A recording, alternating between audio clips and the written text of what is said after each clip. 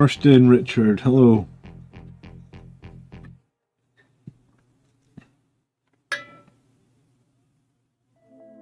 You guys hear me okay?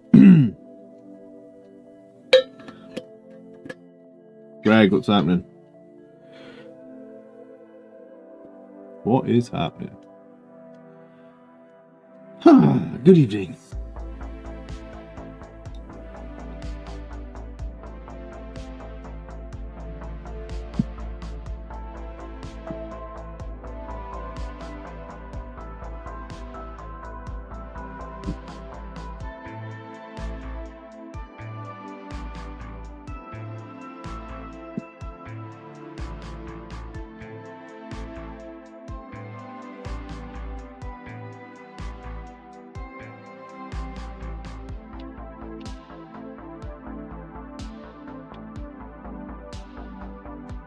Alright, just grabbing a few paints.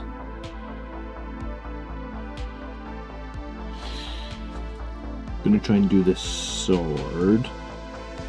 Might also do some washing tonight, actually. So maybe we'll get some non-oil. And so maybe I need a little bit of like standard grey for the hands.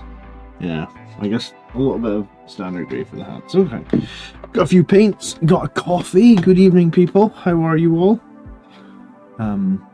Black like my soul.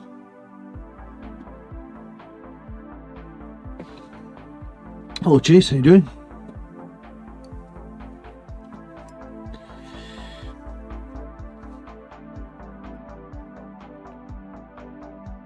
So, I've dropped this jump captain 3 times now, I think.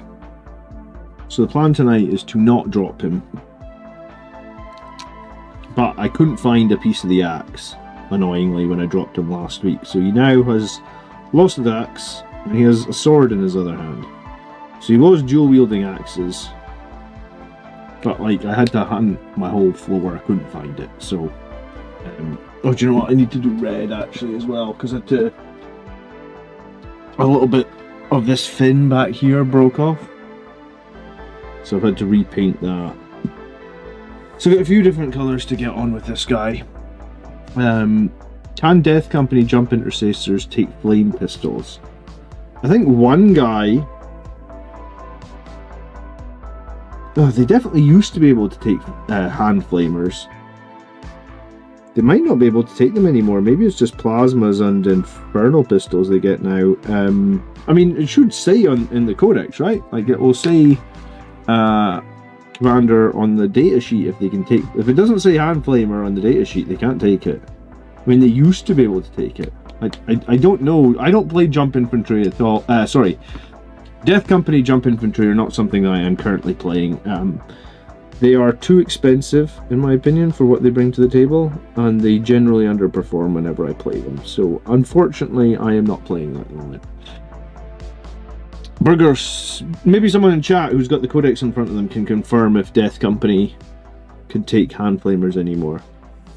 I actually have no idea. I never really was a big fan of running them with hand flamers myself anyway. But yeah, so I guess I don't know if they don't have that anymore. Hot question to start. How do I continue my Blood Angels army to get to 3,000 points or wait for the Thousand Suns box set release and start them? I think if Blood Angels are one of your main armies, I think it's a good idea to just have one army, but like to focus a lot of your time and effort on one army. Like I win a lot of my games against my opponents who jump across multiple armies because I stick with one army and I know all the ins and outs of my one army. Like, usually if I play against someone who plays like 3 or 4 armies, I usually win. Unless we're talking like, maybe like a very, very good tournament player. Right? Like my regular buddies that play like 3 armies, I usually always beat them, I would say. And that's probably just because they're trying to remember rules for 3 armies, and I'm remembering rules for 1 army.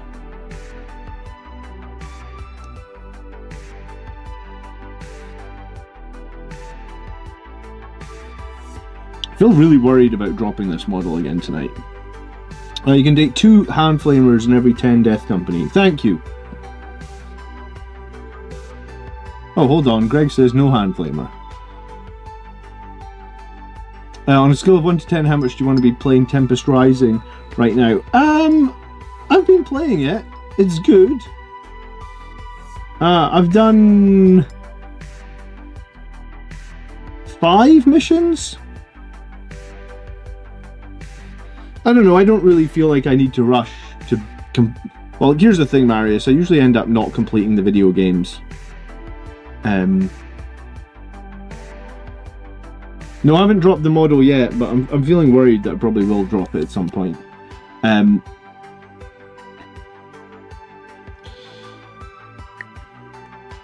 Yeah, it's an interesting one. I never even completed Space Marine 2, honestly. I mean, I played it on stream 3 or 4 times.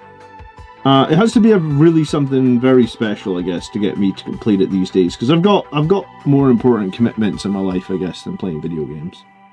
It's not that I don't like video games. It just has to be something... It has to be some sort of an amazing game that really hooks me in, I guess, to get me to spend enough time on it to actually complete it, I guess.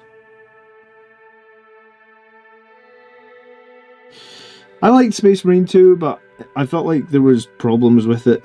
I actually made a video about some of the problems I had, but most of them just got shot down by people. A faction specialist is always dangerous, even when their faction is not meta. Yeah, that's a good way of looking at it, right? Someone who always just plays the same army, like I do, even when our win rate is really bad. There's a potential danger in there because they're just going to have been playing with the bad win rate and they found ways to adapt to it, right? I like the way that you put that, Greg. That's a good one. Faction specialist is always dangerous, yeah. I agree.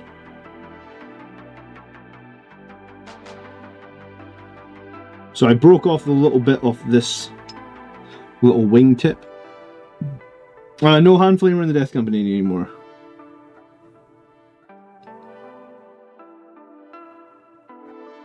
Well, it's a little bit sad. I mean, Strength 3 flamers were pretty underwhelming in my opinion, but I guess it was a little sad that they used to have access to the hand flamers. Nice to see you managed to fix up the battle damage. I couldn't find part of the axe, Michael, so I ended up having to, I think I chopped off a Sangre Guard sword. I think that's what this is on his right hand now, so it's one of the swords on the new Sangre Guard. So, I mean, it's not going to be perfect, and you can see, I don't know how well you can see in the camera, but around here, just above the sword hand, there's a bit of a mess of glue and stuff. But I just needed to get a new weapon on there that hopefully will not break. Because the axe in his other hand is broken off like 3 times at this point. If it breaks off again, I might get rid of the axe, we'll see. But I hadn't spent too much time painting the other axe, so it didn't feel too much of a waste to get rid of it. But yeah, the battle damage has been repaired. Nice to see you, Mike. Thanks again for the super chats last time. Do appreciate it. Chase finally beat Knights with Angelic Inheritors. Good for you, man. It's I'd say Knights are kind of like a real stat check type. A real stat check type list for Angelic Inheritors, at least in my opinion. It's just the toughness. Were you using Vindicators or did you drop them? I tried playing this week without the Vindicator tanks. I thought it was okay. Thought maybe try it one more time. I understand the Vindicators are very strong. Sometimes it's nice to do things that are different though, right? Hand Flamers are in Death Company. It's in the app options. Oh god. Who knows then?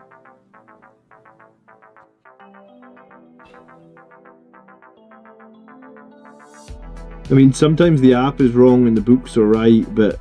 ugh. Maybe it's one of these changes that snuck under the radar where they try to remove it, but the person coding the app has left it.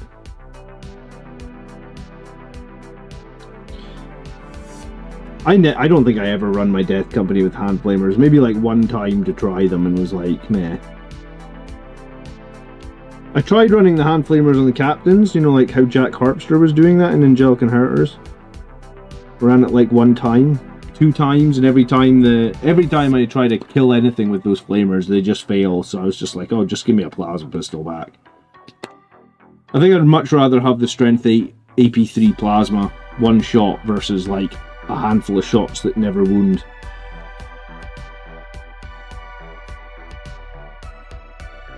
I guess if you're playing Eldar, maybe the hand flamer is a good option.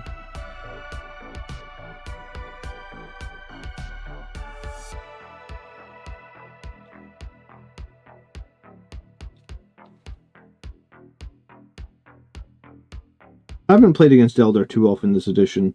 They were like super broken when the Fate dice came out, and then I guess because the Fate dice have been nerfed so many times, I guess I don't see them all that often now. 1 Villistus, 1 Vindicator, 1 Lancer. Yeah, it's a good combo, I guess.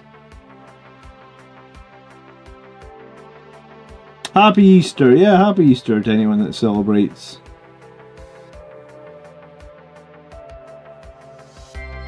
Odd question for Mike. If a unit gets lethal hits, but the unit also has dev wounds, do we lose the chance of getting dev wounds if we get the lethal hit? You do indeed.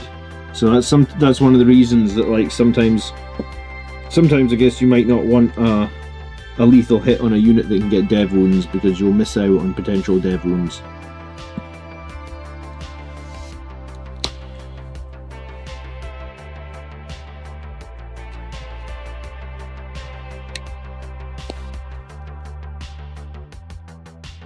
Yeah, when I was at the tournament in January, I had 1 Ballistus, 1 Predator Destructor, and 1 Vindicator, and I thought that was fine. But that was Liberator Assault Group.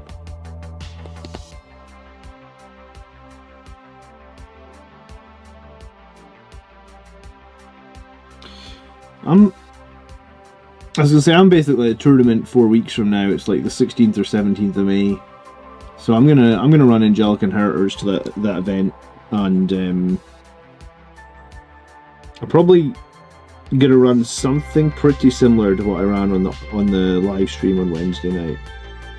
Like I'm either gonna run 4 tanks, 2 Predators, 2 Ballistuses, I think, or I'm gonna go back to double Vindicator.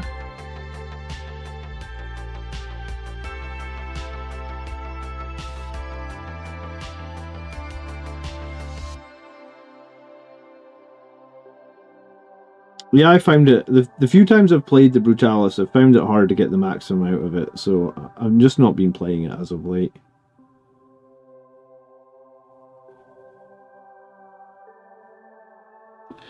Double Vindicator and Angelic Inheritors is really good. Yeah, I mean, I've played it, I think I've played it the last 3 or 4 times I've played Angelic Inheritors, and I've won with double Vindicator. I do think it's good, don't get me wrong. Just like in my list, it was like if I do double Vindicator, it limits me in the number of unit options I've got. So I thought I would try going back to the Predators and Ballistuses just to see what it feels like. I mean, I have a soft spot for Predators and Ballistuses because that's literally what carried me to my GT win, right? What are Vindicators now? 185 points, or is it 175? I can't remember what they put them up to. You know, it's much harder to build lists this edition, right? Like in previous editions, it was like, oh, you could just lose a plasma pistol here or a power fist there and change things up. But now I feel like it's much harder to build a list sometimes. You sort of get to that last 100 points, and if you can't quite fit what you're wanting to fit, you're screwed. So I think I just removed the Vindicators because it was basically keep the Vindicators and have Blade Guard, or remove the Vindicators and get some different tanks and have Company Heroes, and I just love Company Heroes, man. I know some people don't, but I have a serious love affair with Company Heroes. I think one of the best units that I've ever... I don't know if I'm lucky, or what, but every time I play Company Heroes, they kind of do amazing for me.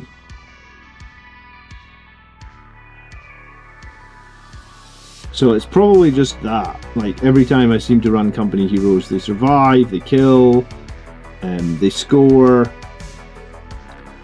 I don't know. I mean, and then every time I play Blade Guard, I always come up against some enemy that's got a bunch of 3 damage stuff, and I flunk the saves, and I just watch my Blade Guard evaporate in front of me. So I think, I mean, I guess that's just where I'm at with my Angelic Inheritors list. Just personally, I would rather run Company Heroes over Blade Guard, but Company Heroes are more expensive, so I felt like I had to, you know, something's got to give, right?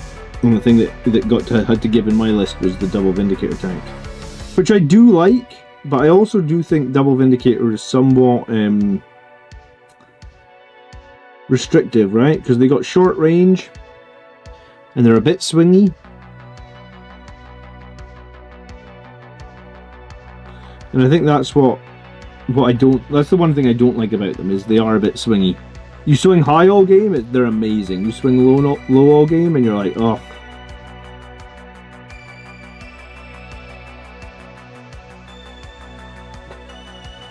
I wish Company Heroes could be joined by a Sangre Priest. Yeah, I wish the Sangre Priest could probably join Blade Guard as well. My brother plays Eldar a lot. However, I tabled him comfortably today with Angelic Inheritors. There you go. You had a Redeemer, a Ballistus, and a Vindicator. That's surprising. Like, I stopped playing the Redeemer when it went up to 285 points, but I mean, it's still a good unit.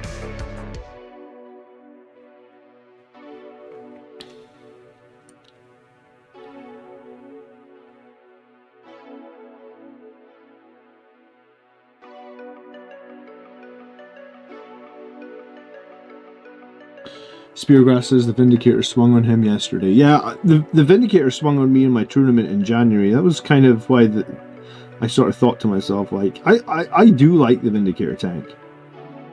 But, like, if we're talking about removing things that are random, or removing things that swing nastily, then potentially it has to go, right?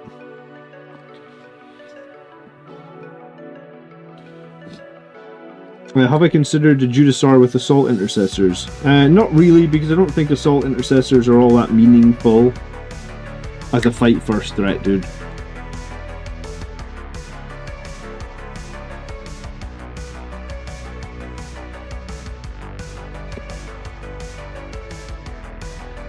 Do Stormlancer Firestorm detachments for Blood Angels? What you mean, do videos about them, or what?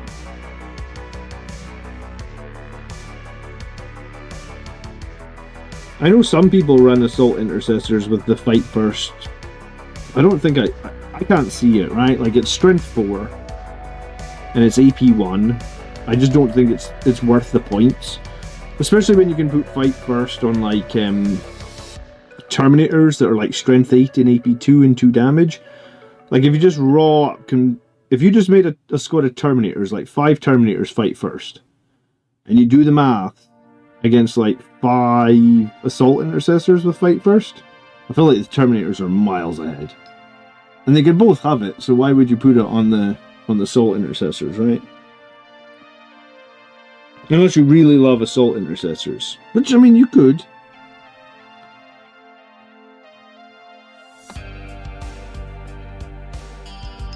I keep getting told Infernus Marines and Lag are useless. I wouldn't say they're useless, they're probably too expensive. I mean, they did just get a point of AP, which makes them much better than they were. Do you know, on our podcast we did videos on both Stormlance and Firestorm in Blood Angels.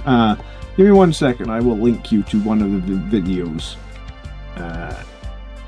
They work, they're not the greatest, but I mean, they do work.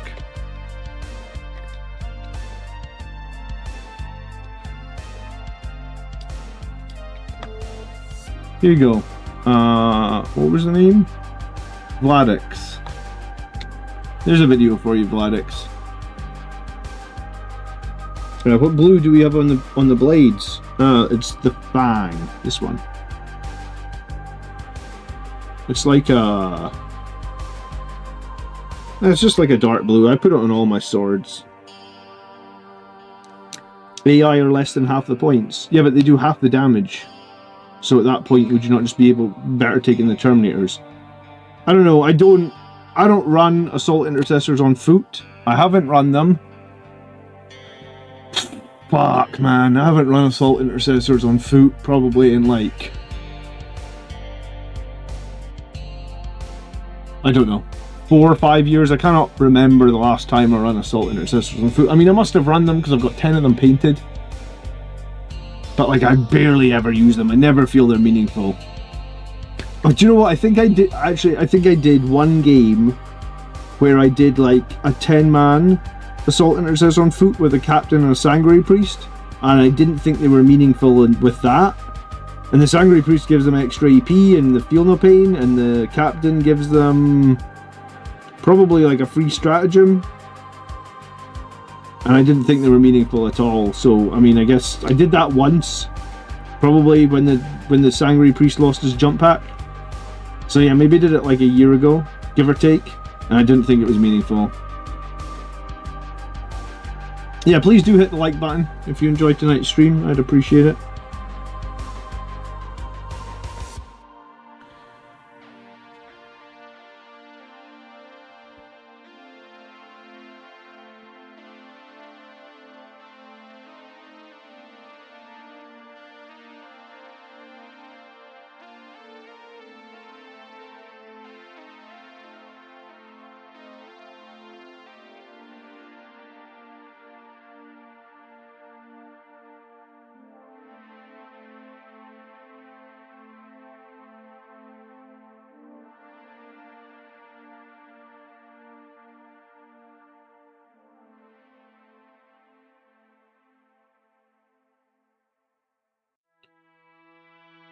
His other axe has been lost somewhere in the carpet of my room. So he's now back to a Sanguinary Guard axe. Sorry, a Sanguinary Guard sword in the other hand. Because I must have hunted for like half an hour and I couldn't find his axe. So it's behind the computer desk, or it's behind another bit of furniture in this room, and it can't be found. I'll find it when I move all the furniture in like 5 years, and I'll be like, oh yeah, there's that friggin' axe. So, yeah, these are Crimson Lord parts. It's a Crimson Lord headpiece. It's a Crimson Lord axe I'm painting right now. It's a Crimson Lord jump pack. If you don't have any Crimson Lord pieces, I am running a raffle right now where like 95% of the money is going to Children's Hospital, and it's like $1.30 a ticket. I actually haven't checked the raffle in a few days, but it was approaching $1,000 in terms of money raised for the Children's Hospital. So it's probably going to break that. If anyone has bought a ticket, I do appreciate it. If anyone has still yet to buy a ticket, you've got a few more weeks, right? If anyone wants the link, I can put it in the chat, just let me know. We're giving away like $600 worth of 3D printed prizes. Which, I say we, I mean, I got a couple of sponsors for the charity raffle, but yeah, it's just my channel, it's just a raffle from my channel, I guess. Ever thought of coming to America? Yes. I'd like to do LVO. I'm not at a point where I can really travel at the moment though, right? Because I've got like 2 very, very young children, and they're just, for lack of a better word, they're nightmarish. Like, we're at the point with the kids where they just don't listen to anything. You have to ask the same question 5 times. So yeah, at the moment, I'm not really at a point where I can leave my family and travel. But maybe in like 2-3 years time. And yeah, I would like to... I'm sure I've said this in stream before, but when I was growing up... when I was growing up from like the ages of maybe like 14...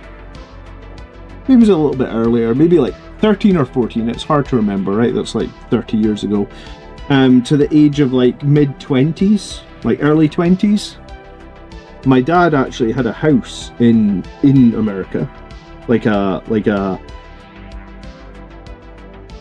villa, and we went to stay in the villa like all the time, right? Like every holiday we'd go to America in the villa, so much so that like I just, growing up, I really liked America. But then, you know, so yeah, I like America in general. I'd like to go more often. It's just difficult. Which state? Oh, it was in Florida. I mean, who doesn't, you know, like if like, let's face it, we're in Scotland, dude.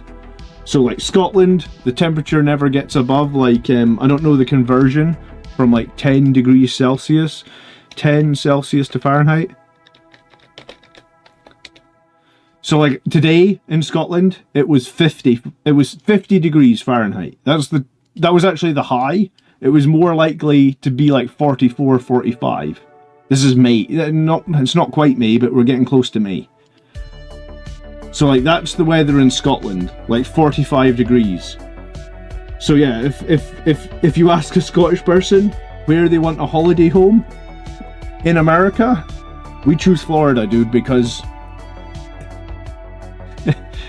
we live in shitty weather, right? Absolute shitty weather. Well, North Carolina is just above, or it's like 2 states above Florida, I guess.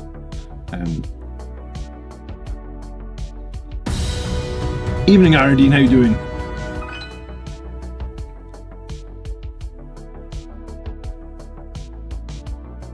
Hey, a new super chatter, someone we've never seen before, I think. Seal Pilled. Hey man, I think your channel is awesome. Love Blood Angels and Gold. I'm currently building 6 more Sangre Guard for Angelic Inheritors. Don't worry, they've all got wings. Chaplain or Captain for Jump Pack Intercessors? That's a good question, right? Thank you so much for the 5 on the super chat, dude. It's always nice to see new people. It's super nice to get super chat from someone new as well. I appreciate it. Jump Pack Intercessors. I think it depends on how many captains you already have in the list. Because I think Blood Angels should be running... I like to run minimum 2 captains. Because I think if you've got 2 captains, it's a lot of opportunities for that free stratagem. Or, you know, it's not free stratagem. 90% of the time it's a free stratagem. It reduces a stratagem cost by 1 when you use it on the unit. And there's so few stratagems now that cost 2, 90% of the time it's a free stratagem. So I like having a couple of captains in my list. In my list, I'm running captains with the Sangre Guard. I'm also running them with the company heroes. But if you're not doing that and you've got no captains, then a captain with the Jump Intercessors is totally fine. But the Chaplain is good with the Jump Intercessors as well, because he keeps them cheap. +1 to wound stacks really nicely with the +2 strength on the charge. And he just brings like more mortal wounds to the party, right? So I think it probably depends on how many other captains you have in the list.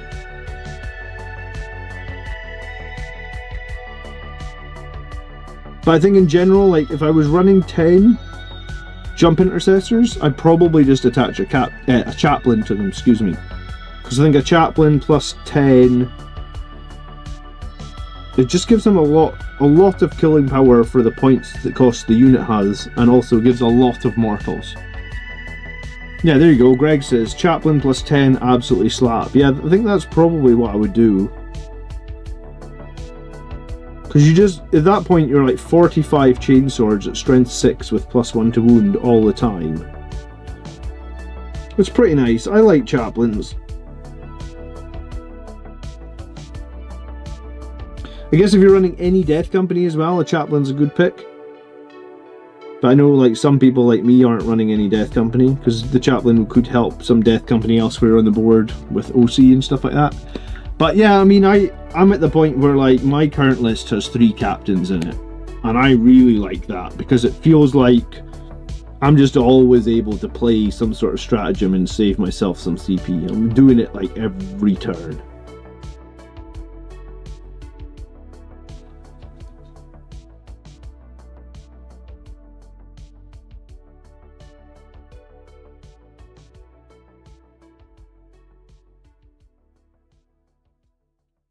I have 2 captains leading 3 Sangregard plus Dante with 6. Probably going to have 2 lots of jump intercessors, thinking of one unit of 5 unled. Yeah, I mean, you don't have to lead. 12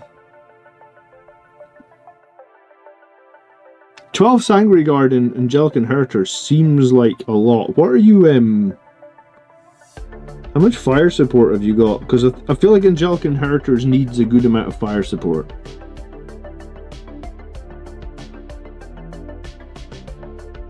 Like, I'm running... Well, I was running 3 tanks, 2 Vindicators and a Ballista Dreadnought, but this week I tried running 4 tanks.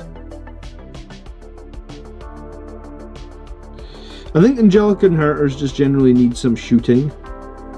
But you know, I haven't tried the 6 Sangregard and Inheritors. I bet that's interesting. How many attacks you get? 24 plus Dante for 8, so 32. Yeah, I mean, I guess 32 strength 6 minus 2, minus 3, 2, sorry. Yeah, I guess maybe it's not too bad.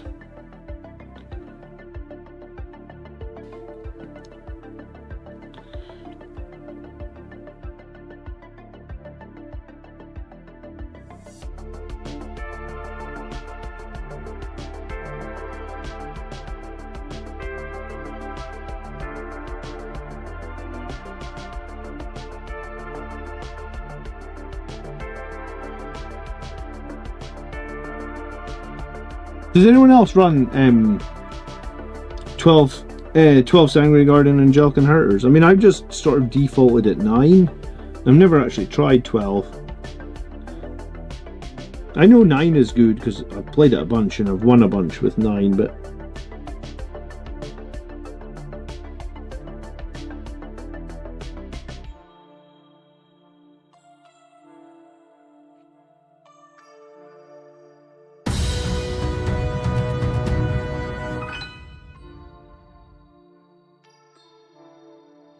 Hey, Speargrass.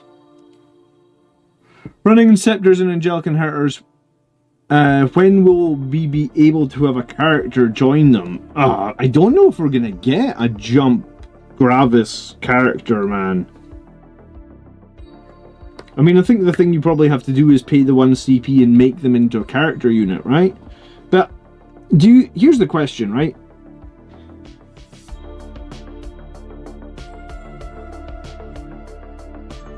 I guess the question is, Inceptors are already twin-linked. So if they're already twin-linked, don't you just use them with your Oath of Moment rather than trying to make them a character? Wouldn't that be more... Like, use your Oath of Moment on them, then they get full rerolls to hit and wound anyway? So what advantage would becoming a character? I mean, unless you want them to be non-targetable, I guess.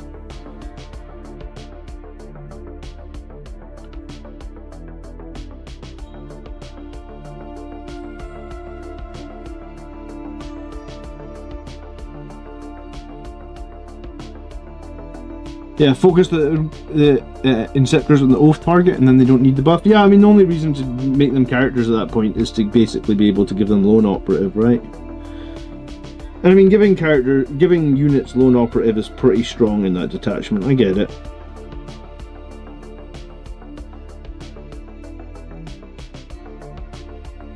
I appreciate the 10. Thank you so much, Speargrass. You're always supporting the channel. I very much appreciate it. Thank you.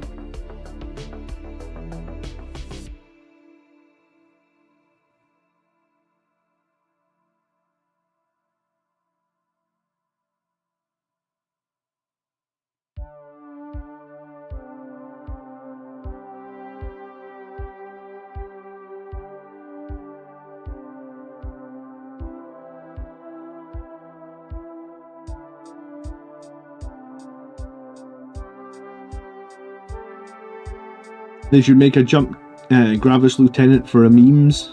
2 Vindicators, then I'm either going to have Terminators with Chaplain or Ballistas.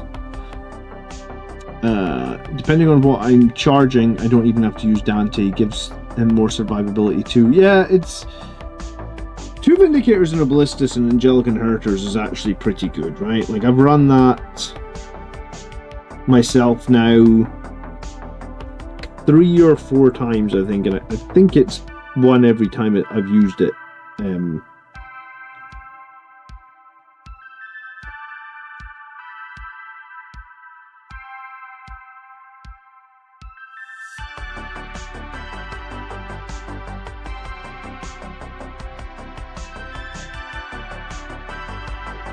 I was gonna say this painting this axe. I feel like I'm definitely gonna drop this model again. Do you run Inceptors with bolters or plasmas? I run bolters at tournaments. I have never run plasmas at tournaments, but I think it really comes down to preference, right? Like, I am not a big fan of plasma guns. Every time I try and run a unit with plasma guns, they always seem to underperform for me. So I think plasma guns and me just don't agree. But I think, generally speaking, the more competitive option is usually seen as plasmas. But, you know, just this week, Commodore, who was in the chat a minute ago, it was his list that we went over this week for the tactics video, and he ran, it was 2 squads of Bolter Inceptors. So there's someone going like undefeated at a tournament with Bolter Inceptors, so, you know, you can probably use either bolters or plasmas. There's no right or wrong answer to that question. What do you prefer, I guess, is the answer to that question. I'm just not a huge plasma player. Like I said, they always seem to underperform for me. I don't know why, they just do.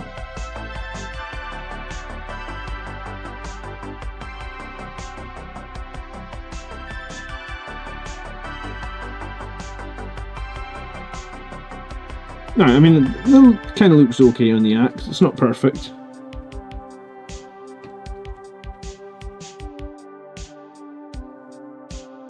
Three Ballistas and 2 Gladiator Lancers. Is that overkill? No. 3 Ballistas is like 420. 2 Lancers is like 320. 740. I mean, it's a little high, sure. But I mean, it's probably playable.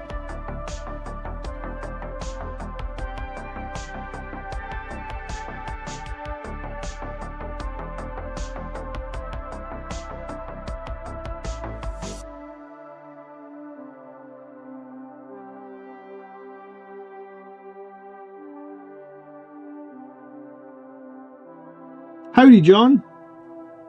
Says Frank. What do I think about Incursor squads? I think they're great. They're much better now that they gave them back their AP. I think when they had no AP on their melee weapons, I kind of wasn't a huge fan. I think that now they've given them back their AP, I'd be much more inclined to use them.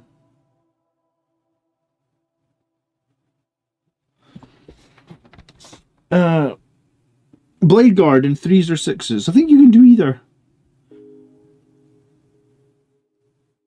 I found the 6, you know, the 6 are a little strange because you think the 6 would have a ton of durability. I feel like they don't have the level of durability I always expect them to have.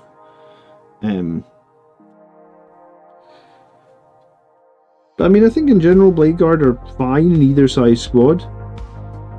Like, I don't think there's a right or wrong answer there. The tournament I ran in January, I had them in a 6 with Fight First. And a Chaplain leading them for +1 to wound. I think in my Angelic Inheritors list I was running them in 3s though.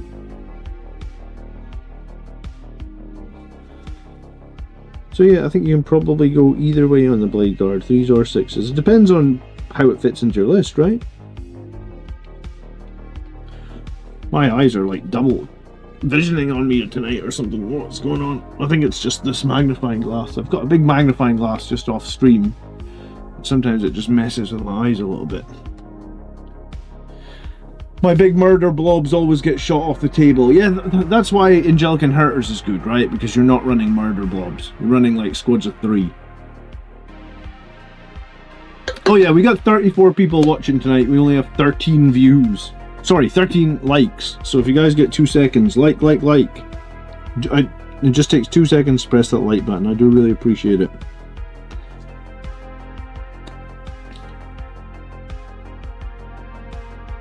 Anyone else notice that the pre-order link on GW for Aster Crone is not working anymore? I think they've got a lot of new pre-orders coming very, very soon, so it might just be that it could also have been sold out. Generally, everything seems to sell out these days, right? Is it worth to take a character with 3 Blade Guard? It can be. I mean, it depends on the detachment, it depends on what you need them to do in your list, right? Like, there's a lot of factors there.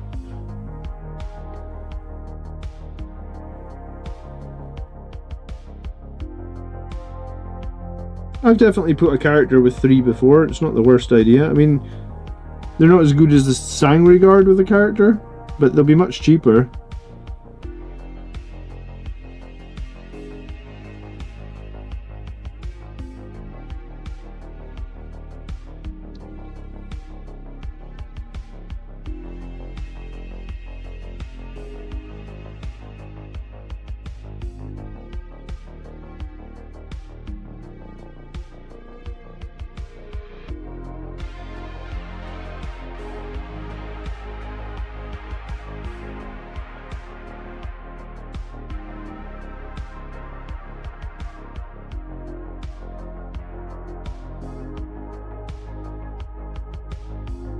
Have I dropped the model yet? Not tonight, but don't you dare jinx me, Carl. Not today, Satan, is what I was going to say.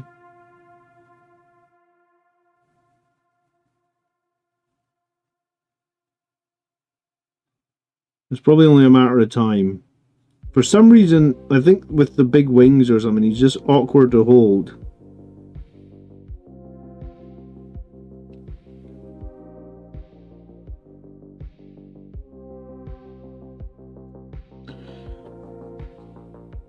I'd really like to not drop him tonight because I'm really trying to get this guy finished so I can move on to like the next model in my collection, right?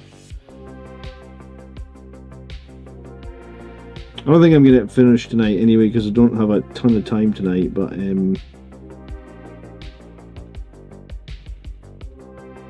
might do some null oil washing here in a second.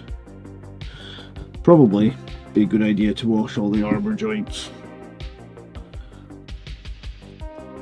The model is cursed. Yeah, it is cursed.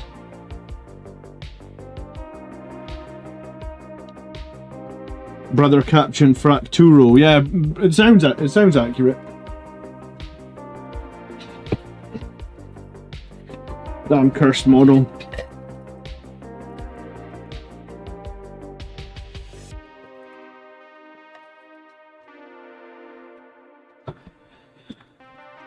Evening, Eternal Crusader, nice to see you.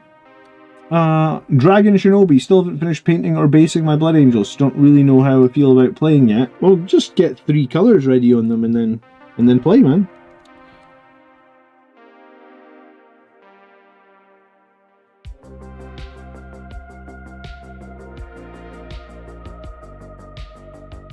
Templar's win rate is down to 30%. Would like to know what we deserve this. Do you know, I miss the fact that Games Workshop don't do those win rate videos anymore. I really liked watching them. They did them for like 2 years. It was called like Meta Watch. And I know they sometimes still do Meta Watch, but I really liked the win rate stuff that they did. Because if you were really struggling, then you could at least know, oh right, my army's doing really badly in the meta. But then they stopped doing them, and I don't know why they would, like, I'm sure people watch them. I enjoyed watching them. I looked forward to them. I honestly actually don't watch that many, like I don't watch Warhammer TV. And I don't watch the official Games Workshop live streams of them, like, you know how they sometimes do like hobby hangouts. I don't watch those either.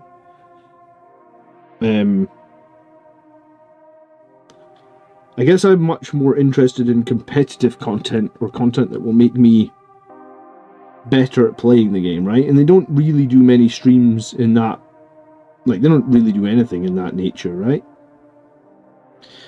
I remember I got Warhammer Plus, paid for that first year, and I watched some of the battle reports on Warhammer Plus in the first year, but like none of them were competitive battle reports, in my opinion. And I'm allowed to be wrong here, but like when I watched the battle, because they did like one Blood Angels battle report and it was like 1,000 points, and the list was a joke in my opinion. Right? It was like 5 Sangre Guard and a bunch of other stuff that nobody fielded in Blood Angels.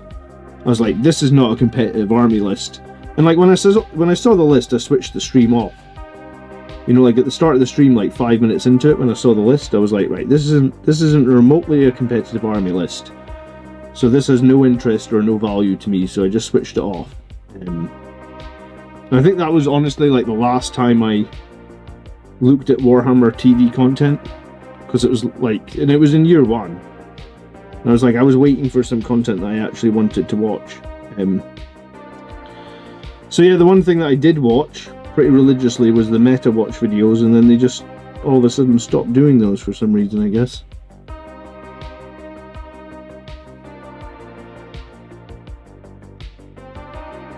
World Eaters and Death Guard announcement is tomorrow. How confident are you on that? So the announcement's tomorrow, the pre-order will be next week, you think?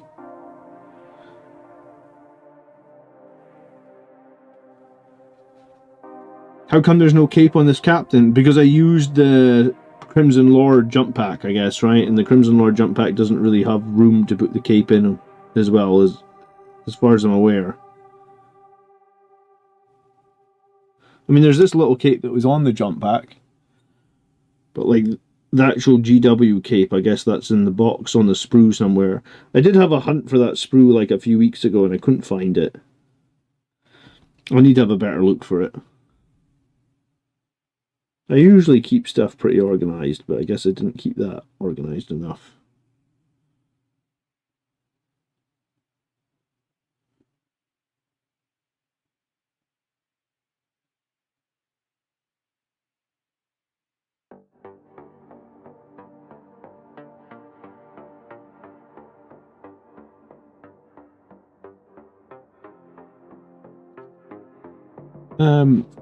GW said it's World Eaters. What makes you think it's Death Guard 2?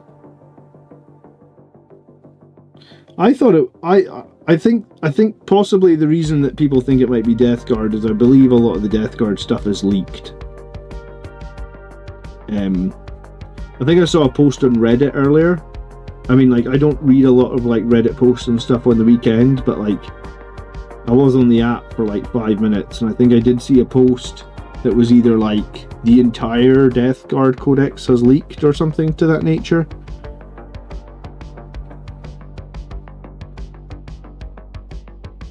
Sometimes when the entire stuff leaks, they do release stuff early. But then because stuff leaks so often, I don't know now if it's leaked on purpose or if it just gets leaked early by accident, right?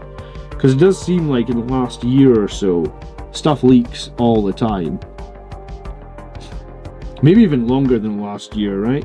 Like, how long has Valrak been doing leak videos? Like, years at this point. Like, everything, every single thing leaks. It feels like, almost.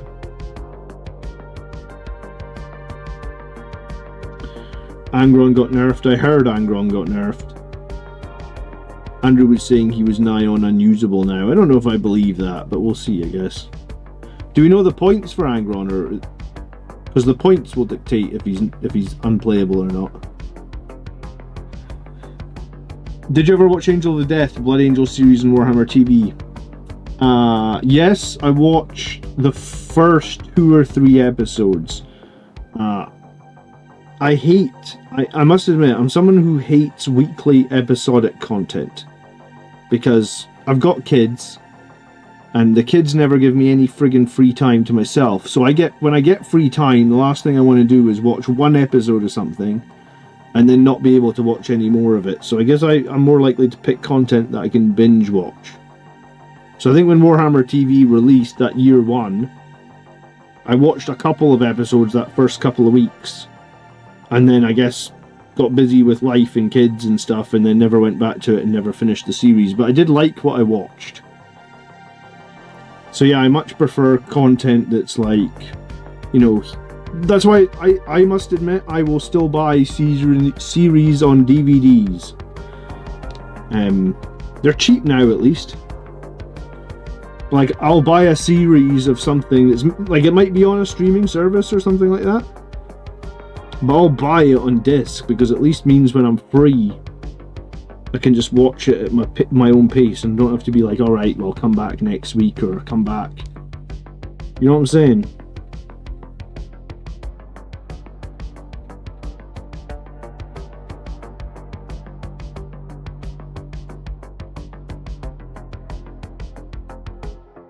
But then I'm quite weird, so maybe it's just me being weird, huh?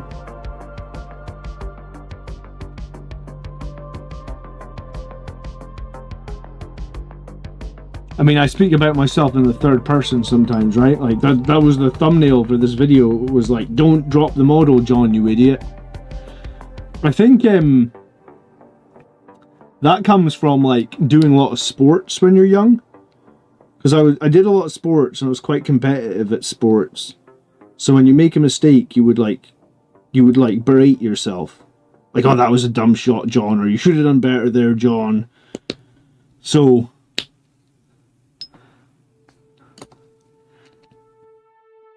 I mean, I was going to say, could possibly even still do that at 40k, but I mean, I don't. But it wouldn't be the weirdest thing ever if I did that. My kids don't even know what a DVD is, jeez. What world are we growing up into, huh? I had, I shit you not, I had like old music, VHSs in the loft, and I just sold 6 VHSs for $20. And my wife was like, how on earth, well, one, why have you still got VHSs? We haven't had a VHS player in like 10 years. And 2, how did you even get $20 for it? And I was like, I don't know, I just listed it on eBay, like, honestly, like a year ago and just left it. And I wasn't really expecting to get anything, but it's just sitting in the loft. It's not like I needed it sold. So I sold 6 VHSs like last week for $20. I was chuffed. I was like, cool, I'll take $20 for these VHSs. I haven't had a VHS player in like, it's been at least a decade, right? Like, I cannot remember the last time I had a VHS player. Maybe even longer than a decade. Shit. Yeah, probably longer than a decade, actually. Probably 2 decades? So yeah, I don't know why the frig I still have some more VHSs in my loft, I shit you not. Like, there was like a box of like 20 of them. But I managed to sell 6 of them on eBay. I'll just list the rest. Apparently, some people still have VHS players and want to buy VHSs. I'm like, whatever, you give me your money. Yeah, the yellow Bob the Builder VHS was still cool. I remember that VHS. I had Transformers the movie, you know, in like 1986. Do you varnish your minis when they're fully done? Yeah, I do. I use the spray varnish from Games Workshop. It's called like, balls, what's it called?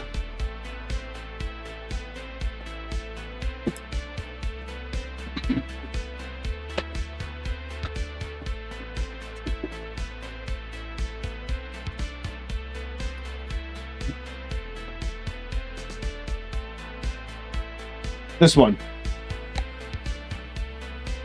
I think it's pretty good, actually. Just if you're gonna do varnish, check the weather and look for low humidity. I believe you're supposed to not varnish above, I think it's like 70% humidity, But I honestly aim for sub 60, and sometimes I just aim for 50. So use Google, because Google has humidity right there on the front page. Just type in your location, type in weather, and it'll tell you humidity. So I just aim for like 50% humidity or something like that. Or as low as you can get. Like, you might in Scotland we get pretty low humidity, so it's not a problem. But if you don't live somewhere you can get super low humidity, I guess, don't go above 70. Absolutely not. It'll ruin your models, I believe. But yeah, I use that. It's good. Can last a while as well, because you basically just go across the front, turn it round, across the back, you're done. Maybe you give them a quick blast from up above or something, but you don't need much.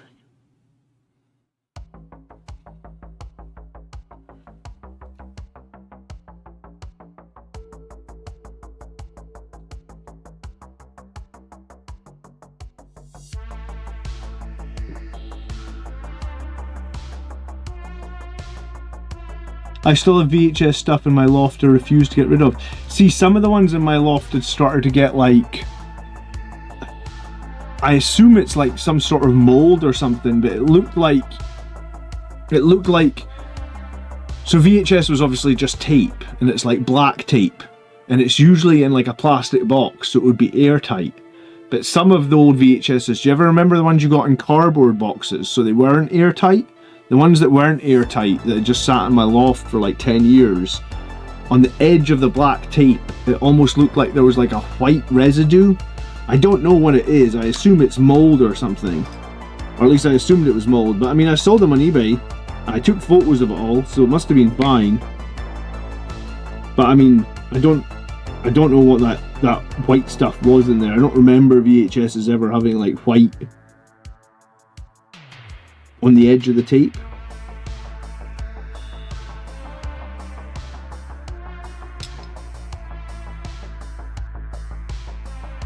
I learned the hard way not to prime in 50 degrees or less. Yeah, I mean, I think we've all made mistakes priming or varnishing in the wrong weather conditions. I varnished one time and my model went pink. And I was like, I'm not pink angels, and basically threw the model in the bin. And then I was like, right, never again am I varnishing when the humidity's not right.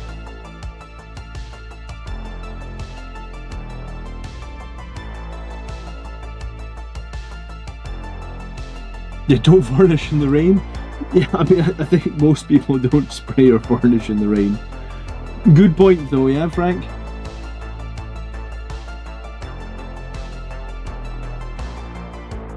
Yeah, the VHSs I sold were like old Metallica ones. Apparently I had 6 of them. Like there was a VHS on the Black Album. There was the Cunning Stunts VHS, I remember that. And then I think the other 2 were something like a year and a half in the life of Metallica, I guess before like bands could make YouTube videos. And I honestly can't remember the last ones, but there were 6 of them apparently. Well, I got 20 UK pounds for 6 Metallica VHSs, dude. But honestly, I mean, I thought I'd get. I mean, I just punted them up at 20 quid. And here's the thing: a couple of them had that white residue on it, so I took photos, and they would have clearly seen that they didn't look like they were in the best condition. I guess 4 of them that had the sealed boxes though would have been in okay condition. I guess maybe like if you just leave a VHS exposed to the air for 20, 30 years, the tape is not going to be in the best condition. I don't know if it's decay or what it was, but it definitely looked like something wasn't 100% right on those tapes. But I couldn't put it in a VHS player to check them because I don't have one, right?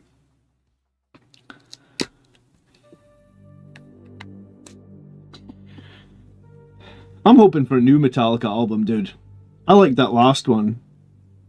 I know the guys are like 65 years old, but I like the last one. I grew up with Metallica.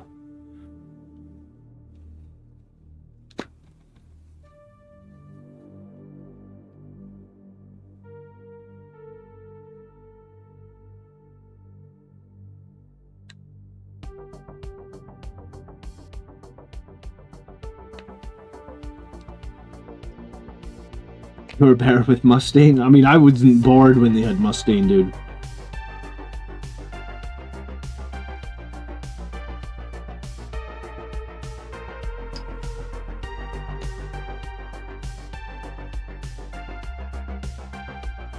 I mostly listen to hip hop. Fair enough. I like some hip hop.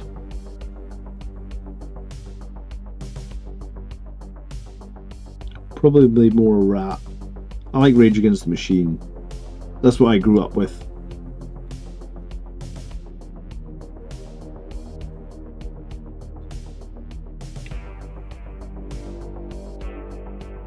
I remember when I got that first Rage Against the Machine album. The first one didn't even have a name, right? It was just like self-titled, I think. The one with the guy in fire, like on the front of it. The album like blew my mind. What a great album, huh? I don't think I've ever heard a complete Metallica album. Oh my god, dude. I can give you a recommendation. I heard my first Metallica album when I was like maybe like 12 or 13. And I remember listening to the first album I ever got and thinking like, yo, that's a pretty good album. And then like a week later I went to like the local music store and bought another album. And was like, whoa, this album's even better. How is it even better? What the hell? Like, I honestly didn't think that, like, after listening to their one, like, last week, I was like, I didn't think you could get better than that. Master of Puppets, dude. What a great album. That was the one that I thought, like, when I listened to that album, that was the second Metallica album I listened to. I thought like, holy shit, this is better than the last one. How is that even a thing? Because the last one was awesome. Just Google it. Just after the stream, just Google Master of Puppets full album and just listen to it on YouTube, dude. I can't imagine having never listened to that. I'm gonna make, like, once my kid turns like 10, we're just gonna sit down one day, break out the old CD collection. We're just gonna be like, right, I was going to say, it's not really a baptism of fire, but it is. It's just like, we are listening to this for the next, like, hour. Deal with it.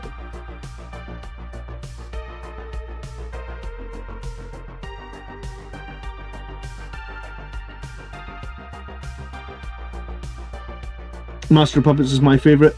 Yeah, Master of Puppets is just a great album. Every song on there is a banger. And they finish with like a 10-minute instrumental, which is honestly one of my favourite Metallica songs.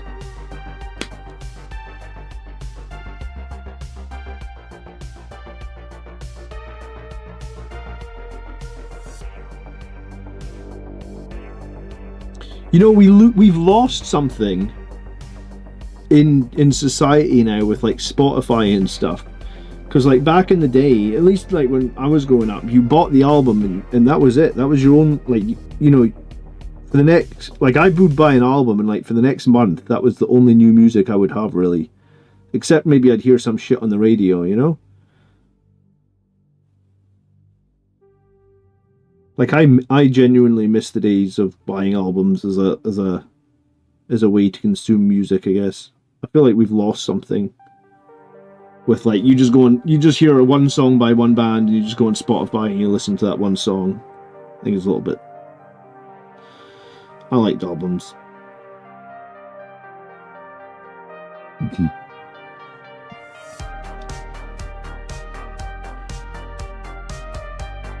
Our boy Kedma is about to pop his Metallica cherry. Dude, you come back next week and tell me how you like Master of Puppets. Hell, if it didn't copyright strike my channel, I'd put it on right now. Because if I could listen to anything that I wanted, I would probably listen to Metallica, to be honest with you, or something of that nature. Standing in line to get my copy of games.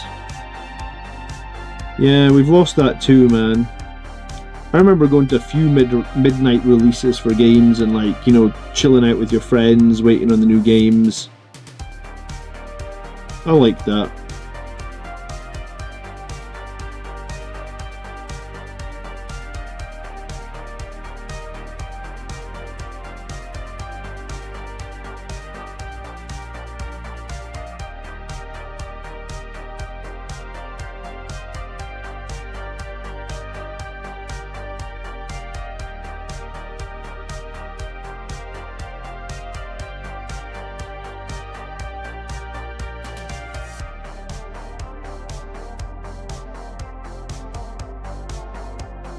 You know, the one thing I miss as well a lot is, like, I used to do LAN parties when I was a kid. You know, and everybody had the same games, and you just played. You could go to a LAN party where you played like one game, right? Like, I remember going to LAN parties, and, like, I think all we played was like Counter-Strike, like one of the very first versions of Counter-Strike. And it was just like, we've done nothing for the last like 3 days except play Counter-Strike.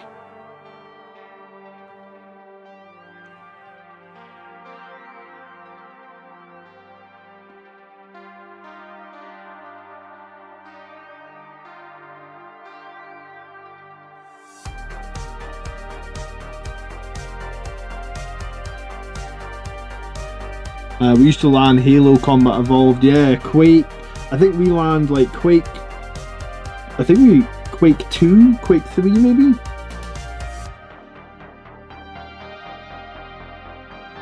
But we definitely LANed Counter-Strike a lot.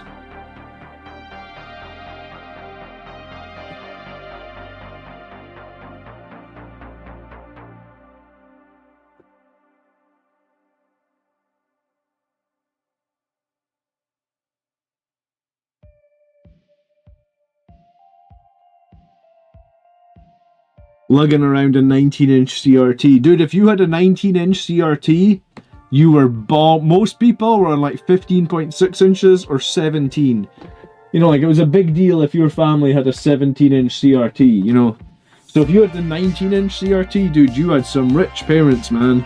Because I remember, like, no one had 19 inches. Come on, let's be real. Most people had those 17 CRTs. Maybe towards the end of CRTs it got to 19s, but yeah, I definitely remember a lot of people with like 15s and 17s. Unreal Tournament, yeah! Capture the Flag Unreal Tournament. That was a good one. Capture the Flag in Quake 1 was actually really good as well. There was like a mod for Quake 1 to have Capture the Flag. That was really good.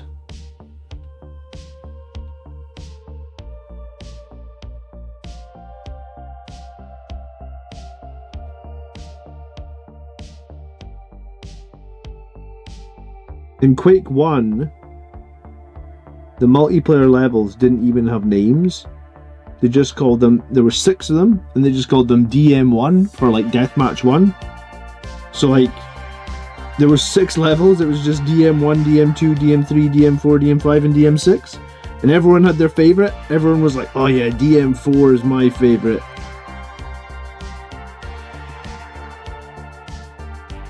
I can't imagine a video game now releasing without, like, you know, not giving the levels names. Crazy.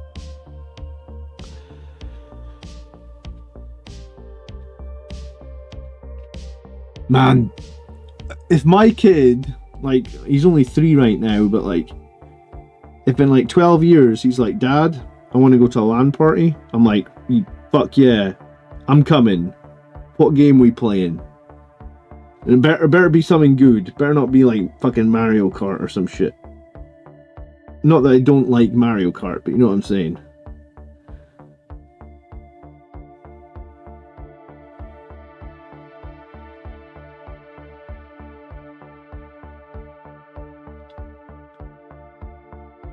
It'll probably be a Discord party. No, it has to be physical, man.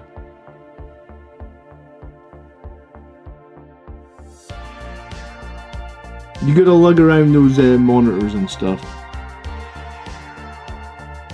I don't know how the hell we got into LAN parties, by the way. That's the beauty of my live streams. They can literally go anywhere. Someone says some random thing and I'm off on a tangent. You should see me when I'm drinking. You think the tangents are wild when I'm sober. Who the hell wants their dad hanging out with their friends? Hey, I'd be a good teammate, dude. I liked Battlefield. Did anyone play Battlefield 2? That was a good game. Because you could be a medic in Battlefield 2, and the medics were really handy for getting everybody back alive and stuff. I'll take one for the team and play medic. I loved me medic in Battlefield 2.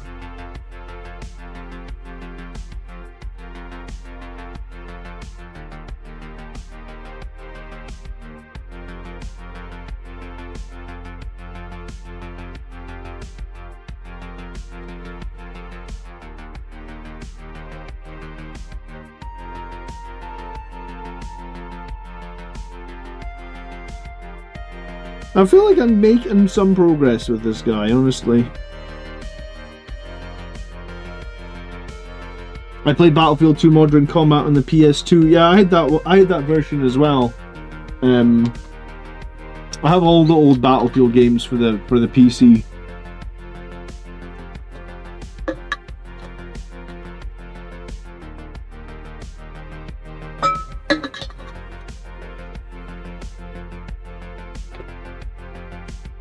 COD 5 World at War. Yeah, that was a good one.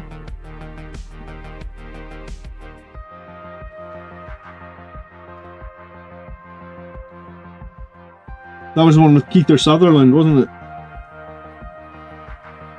I like Diablo 2 as well. We played so much Diablo 2 on Network back in the day. Luke is working on a Battle Predator that nuked 2 custodies on bikes and 2 wardens in a game outside normal shooting. There you go, Luke. Battle Predators.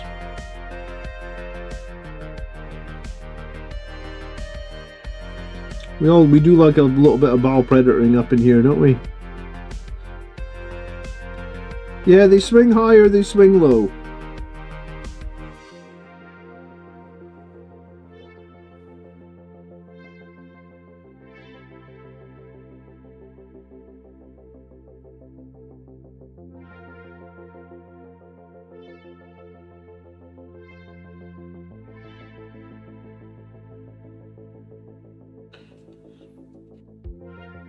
Man, we're on some proper old school video game tangent tonight. I like it.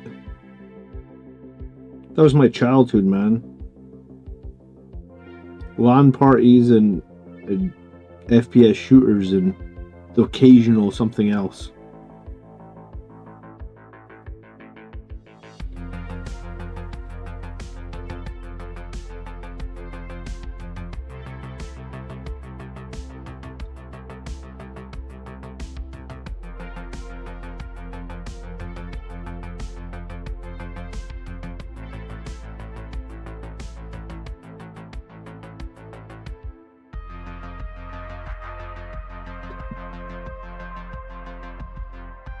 I'm scared to get a Battle Predator. It feels like it'll get Legends. Dude, there's so many things that are scary to get now because they'll feel like they go Legends. I really wish Games Workshop would just come out and tell us what the future looks like in terms of like what models are going Legends, rather than like, because they don't give you any notice. It's just like, oh, by the way, as of like tomorrow, all this shit that you played and loved is going Legends. And that's such a feels bad moment, man. I wish they would just come out and be honest and tell us, like, in advance what's happening. I would sure as hell appreciate that. Plus, like, I saw on Reddit, I played the crap out of StarCraft. It's one of the games I played probably the most, yeah. Warcraft 3 was another one that I really liked.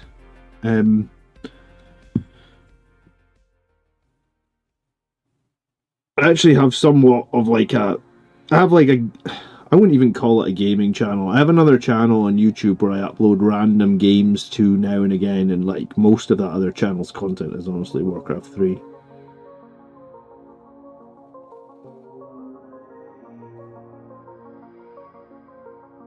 Just me playing ladder games.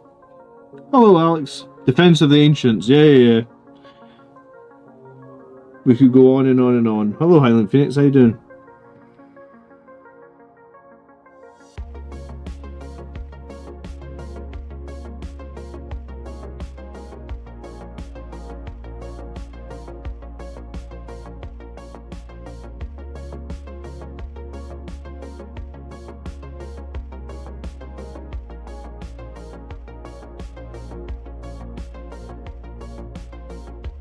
Yeah, we've been on a mad tangent tonight about old video games that apparently everybody in chat has played.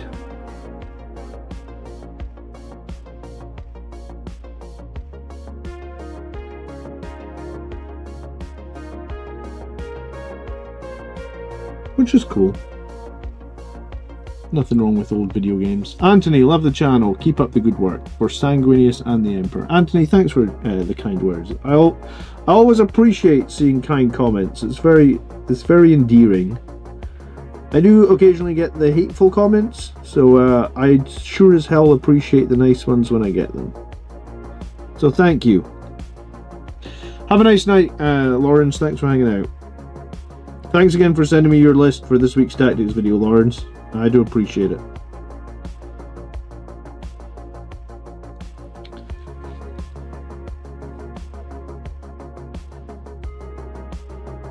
If anyone ever has like a tournament success or a big win or whatnot, and they want to send me their video send me details of it for a tactics video, I do appreciate it. Am I doing an Easter stream tomorrow? Yeah, probably, dude, because my kids will be in bed.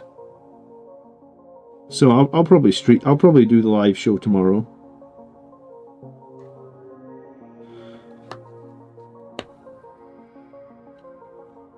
I think tomorrow is episode 190. I'm closing in on episode 200. I'm looking forward to hitting that, to be honest. It's pretty crazy, man. 200 episodes of the live RB show.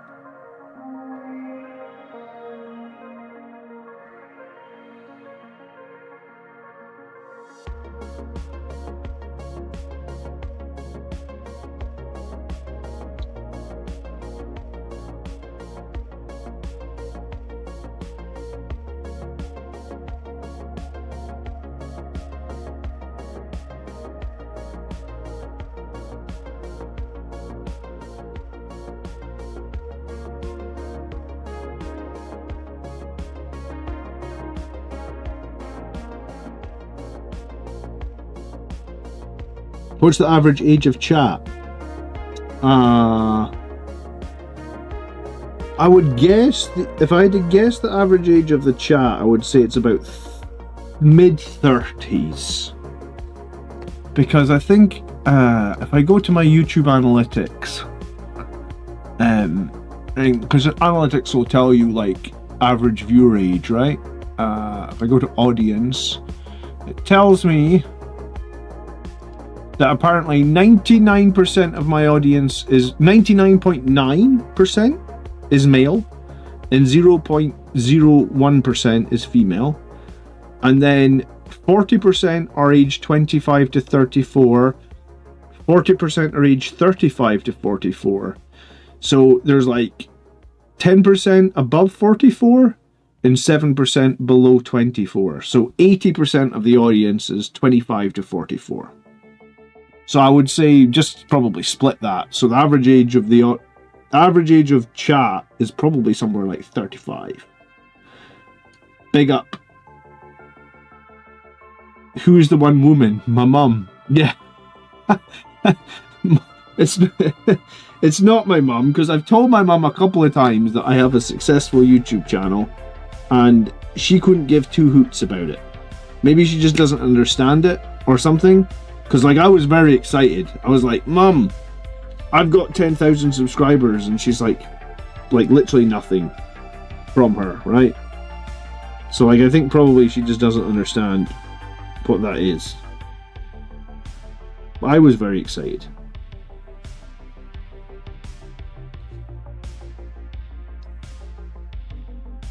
Oh, it's the wife? No, she doesn't watch my channel. No, no, no, no, no. She's supportive at least, but she doesn't watch.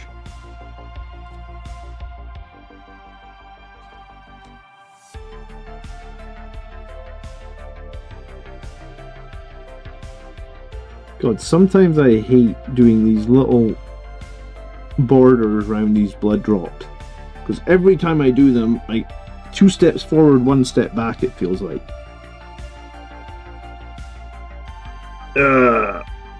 This one is doing my head in.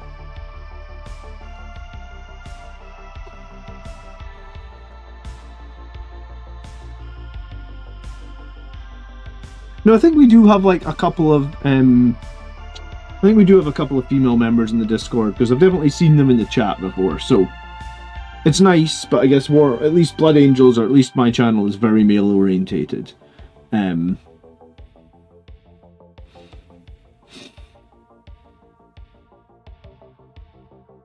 The raffle's going really well. It was approaching $1,000 when I checked it a few days ago. Let me share the link anyway, because I haven't shared it like in a week or so. Yeah, it looks like we're super close to making $1,000 for the children's charity, so that is super good. The raffle's still running for like another 20 days, and I'm gonna make one more video about it, just because the video I made before wasn't like only talking about the raffle. It was talking about like 20,000 subscribers. So I will make one more video that's like fully dedicated to the raffle and like plugging it one more time, where it's just like a video where it's like this year's charity raffle. If I've got time this week, I'll make it this week. If I don't have time this week, I'll make it next week. But you'll definitely see one more video about the charity raffle coming. Just to like drive a little bit more excitement towards it, or drive some more people to buy a ticket. It is just like $1.30. You can win like a bunch. You can win a bunch of 3D printing Blood Angels pieces, right? YouTube as a whole is a male-dominated platform in terms of viewership. Is it? Is that not just because women have better things to do than watch crap videos on the internet? I don't know, my wife seems to watch a lot of TikTok. She definitely loves to doom scroll.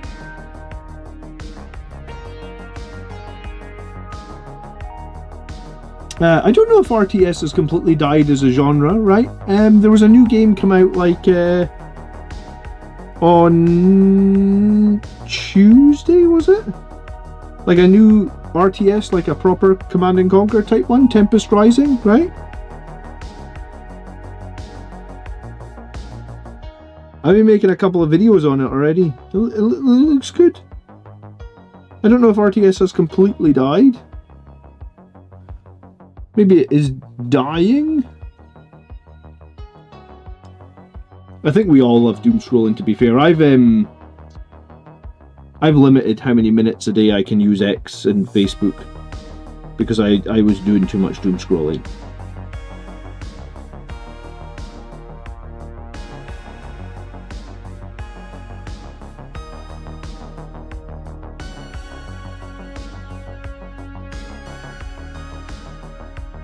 Yeah, it came out. It's out. I mean, you've got to buy the early access to get it, but it's 100% out.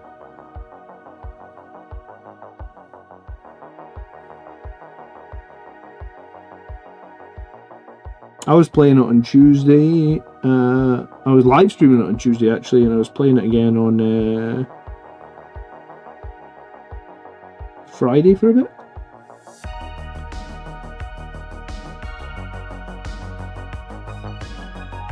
Who knows how long it's going to stick around, though. I guess that's the problem with RTS. Like,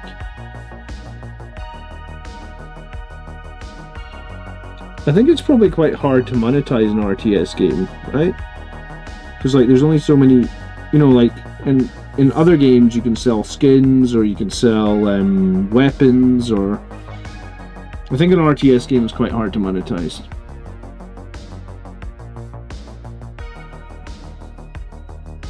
But yeah, if any of you guys supported the charity raffle this year, I do appreciate it. Thank you so much for that. I mean, in a weird way, I get to be the one that hands over the check, which, I'm not gonna lie, is a nice thing to get to do, but like, you know, it wouldn't be possible without the community buying raffle tickets, right? Like, because last year the raffle made a lot more money than the prizes that I bought, and this year again the raffle has made like, because I think this year I spent like $150 on raffle prizes, and then luckily I got like 3 sponsors, and each sponsors gave like $100. Maybe one of them even gave 200. Hold on. Hello. Oh, come! You're not doing well. Come in. Come in. Come in. Come in. Come in. How come you're not doing well? Come over. Did you have a bad dream? Yeah? Did you have a bad dream? Oh, you're all sweaty. Were you too hot, maybe? Alright, guys, I'll be back in a minute. Come here. Up.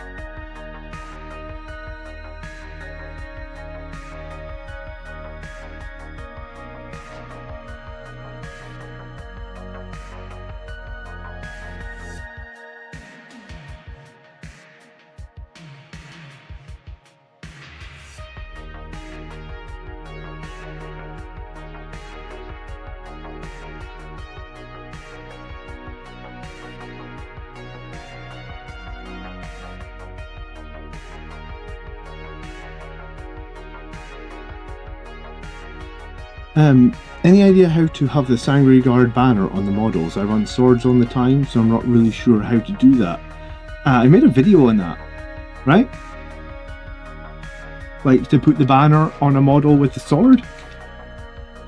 I'll link it.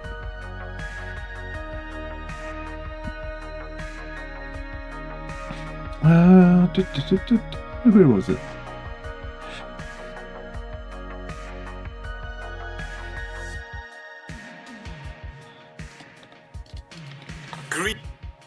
Here you go.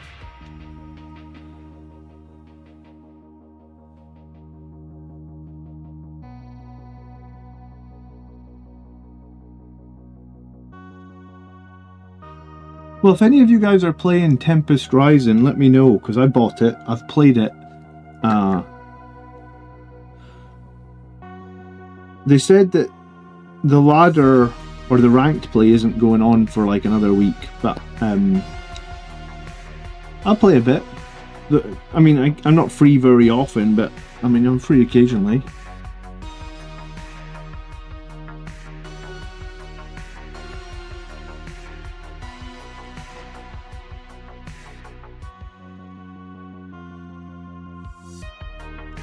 What leaks have I missed? Oblivion? I don't know what you're talking about. Oblivion? I got distracted, sorry, my kid has distracted me. She loves to go to sleep with too many blankets and then she wakes up all upset and too hot. Children, I guess.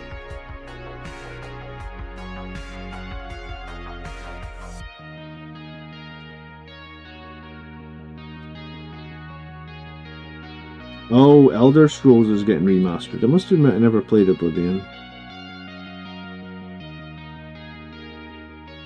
I don't think I've ever played an Elder Scrolls game, actually.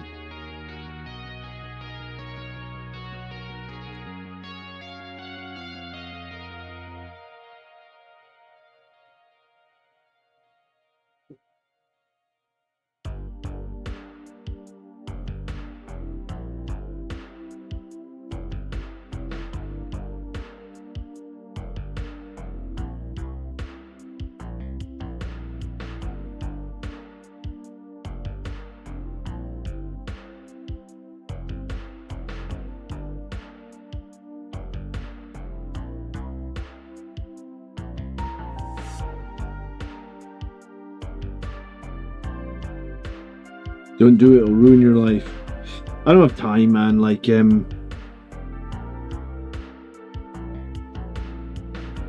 I bought that Tempest Rising game and I played it for like 3 hours, and now I'm like, I'd like to play it more, but I honestly don't know where I'll find any time to play it, like this entire next week or something.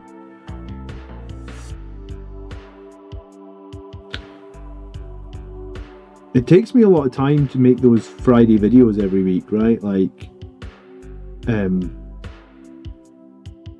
usually spend at least probably 2, sometimes 3 evenings working on those videos that I put out every Friday. And I mean, the videos that I put out every Friday help my channel grow. They're like probably the main growth of my channel comes every Friday when I put out those videos. So like, I need to make them. Like, if I want the channel to be like a successful business, which is what I'm trying to run it as.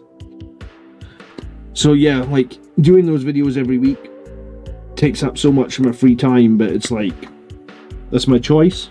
So I get it, but I've, you know, it does mean that like, people are always people always ask me like, oh, you playing this game? You playing this game? And I was like, no, I don't have time.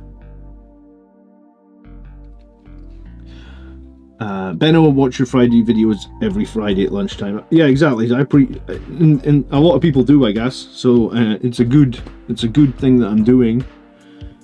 If I had more time, I'd honestly just make more Friday type videos for other factions or other armies or more. But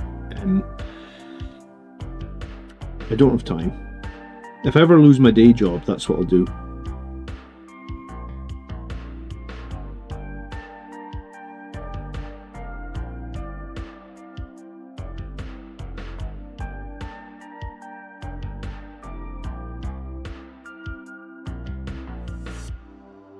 Is the channel making money? Yes. Is it enough to live on? Not even close. Does it let me buy the odd new camera or something like that? Yes.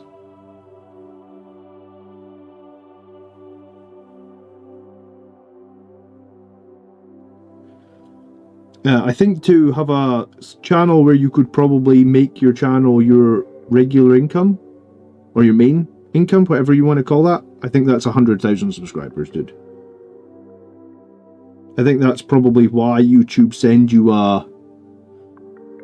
like at 100,000 subscribers, you get like a plaque sent to you from YouTube. I think that's them saying like, you should pack in your day job and make YouTube content.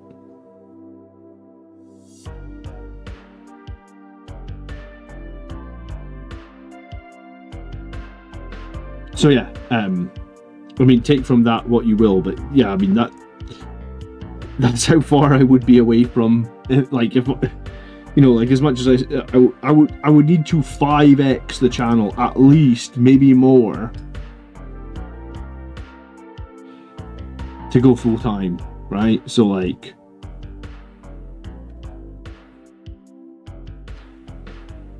yeah, it's a lot, right? So I would need to make content for every army. I would need to put out videos every week for multiple. Yeah, I don't plan on quitting my day job anyway, because I do this because I enjoy it. The money is kind of a bonus, right? Like, Warhammer is my hobby. I enjoy doing this. It doesn't feel like a job at the moment, but if I was doing it full time all day every day, then it would feel very much like a job, I imagine, and that would suck probably the life out of it for me. Does that make sense? Because my day job is like managing and organizing and stuff that I actually enjoyed probably before. It's not like I don't like my day job, but like, a job is always a job, right? Like, once it becomes that sole thing of like, this has to be super important,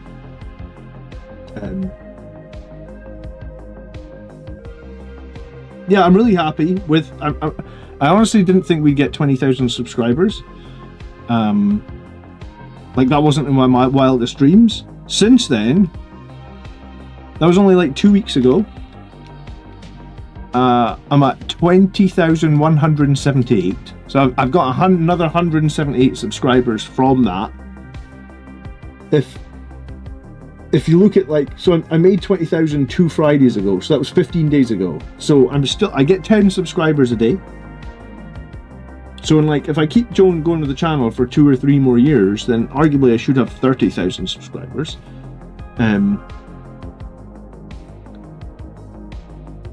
Any tips for fighting 8 armigers? Dude, you have to finish armigers off every turn, right? You have to be killing 2 or 3 of them completely every turn. If you leave if in turn 1 you do 10 wounds to 2 armigers, you've almost lost the game almost instantly. When you fight knights and there's shitloads of armigers on the board, it's so fine margins, right? I was at the GT that I actually won, I fought against knights, and turn 1 I kill 1 knight, and the second knight has 1 wound left. I charge him with a unit of scouts, right? 0 AP knife scouts to do that last 1 wound, and the scouts kill the armiger. My opponent looks at me oh my god, the armiger's died to the scouts as knives. And I was that's almost the difference, because the armiger doesn't die, he's got 8 OC on that objective. Those scouts on the objective do nothing for me, except getting killed in his turn, right? Gordon says, I'm one of the new 100, love the videos, help me get into the hobby. Welcome to the hobby, Gordon. Thanks for taking part in the chat. It's nice to see new people. I appreciate it. But yeah, fighting armigers is very tough. You need to be able to consolidate your fire on 1 or 2 armigers a turn and kill them 100%. If you leave them on 1 or 2 wounds, it's the difference between winning and losing, honestly. And it's so painful, right? I've lost games against knights where every fucking armiger on the table is running around with 2 wounds. But with 2 wounds, they're still 8 OC. I honestly think their OC should degrade when they're down at that low in wounds, but it doesn't. And armigers can do that to you.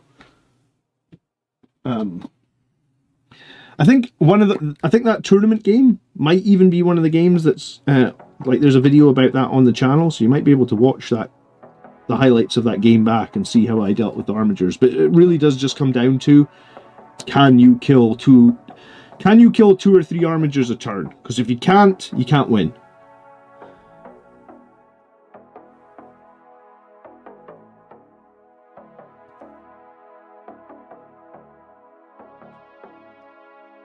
Yeah, I mean, their 8 OC for 140 points is pretty obnoxious. And the anti-fly autocannons don't help as well, yeah. Did any army get stronger after getting their codex? Good question.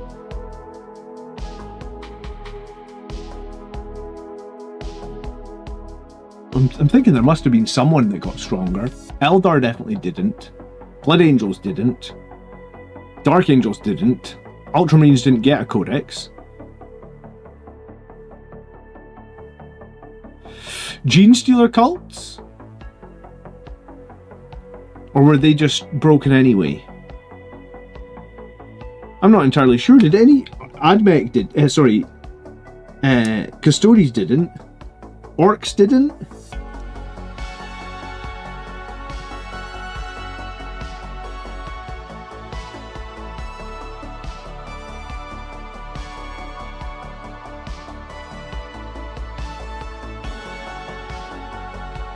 But no, so I'm very happy doing the hobby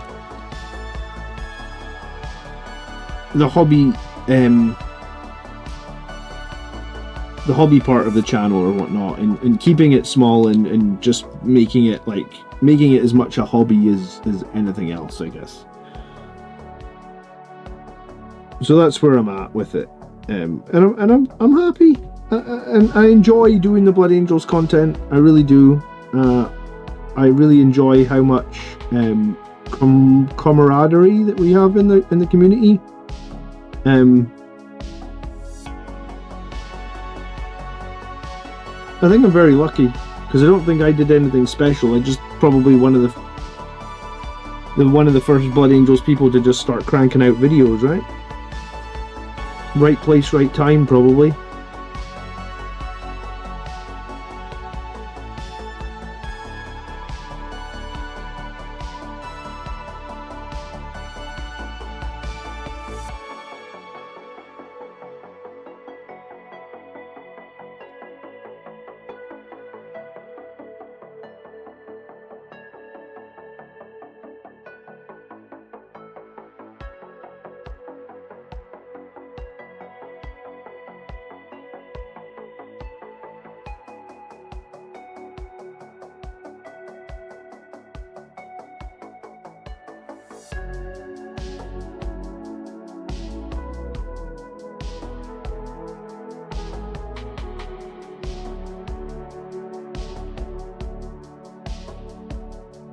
Do what you enjoy is my life motto.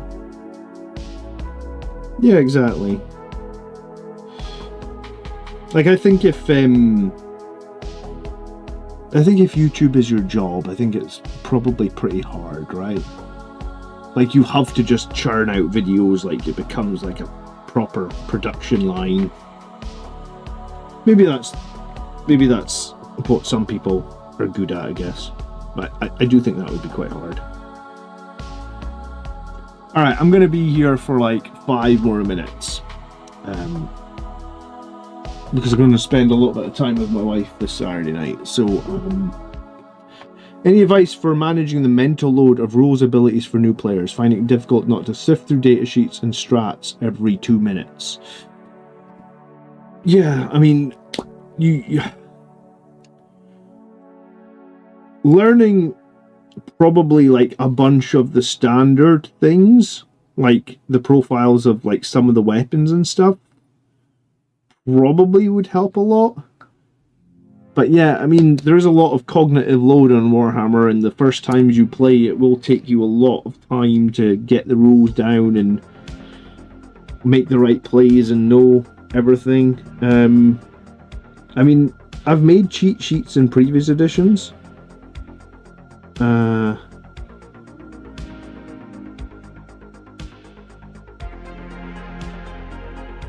I haven't made a 10th edition cheat sheet, actually. You know, like just a sheet with like an A4 sheet with like a lot of the common things that you have to look up or look at, or I mean, it made a lot of sense in the previous editions to have one, but I never made one in 10th edition. I mean, I could make one. Someone was asking, Alex was actually asking if there was a 10th edition cheat sheet the other day, so maybe if a few people are asking about it, maybe I should just this week try and make a bit of a cheat sheet for 10th edition.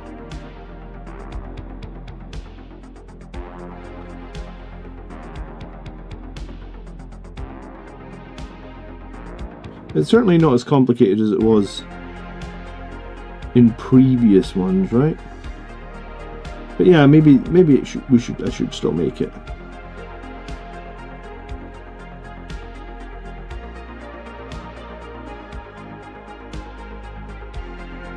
The command bunker on the Games Workshop app is helpful. Oh yeah, there is the command bunker on the app that gives you like all your commonly needed rules and stuff, like at a single button press away, all your stratagems and everything.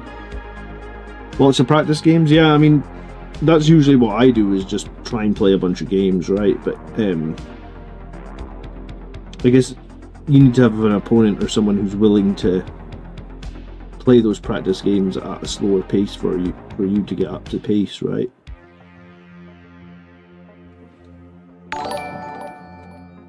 Hey, Master of Dolphins, I'm pretty sure you subscribed before, but thanks for subscribing. Don't know what that's about. Maybe you unsubbed. I appreciate it. Or maybe you've just been here a few times and you finally subscribed. Whichever way it is, thank you, dude.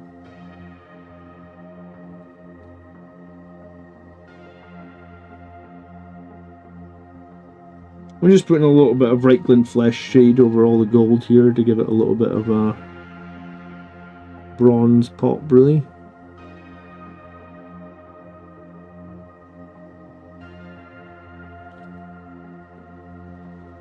Don't worry about it, everybody forgets Dante's Battle Shock aura. Yeah, it never goes off when you need it, does it? Damn Dante.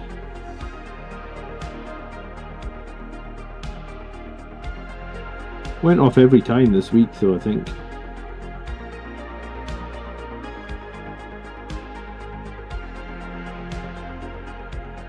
Yeah, I do think having a lot less stratagems this edition helps. I don't think I miss having like 20 stratagems, and then the thing with that many was you'd always forget the key ones you needed at the exact point you needed them, so what was the point in even having them then?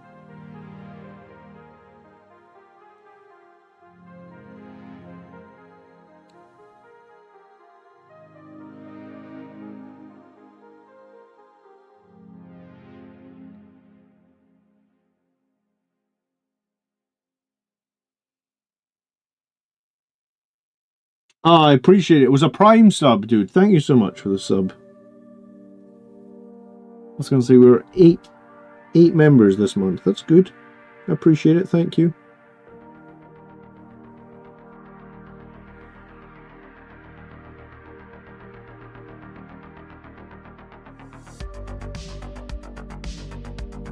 Yeah, I think I'm at the point with this guy where, like, there's a tiny little bit of work to do on his backpack. I'm honestly probably going to highlight him with, I'm probably going to recess wash all his armor with, not Reichland Flesh Shade, Agrax Earthshade next. And once I've done that, it's probably going to be at a point where, like, he can almost be finished.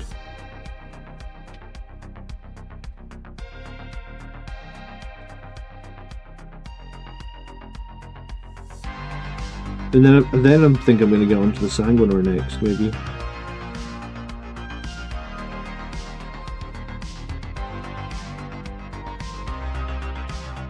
I've got a couple of company heroes that need finished too as well.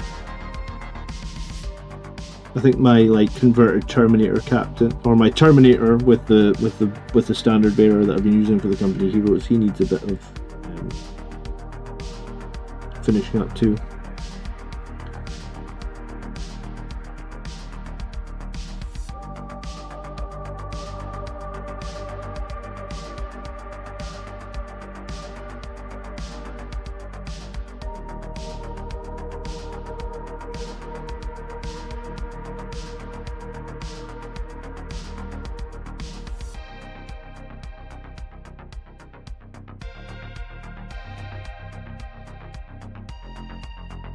You would have called it finished 2 hours ago? Okay.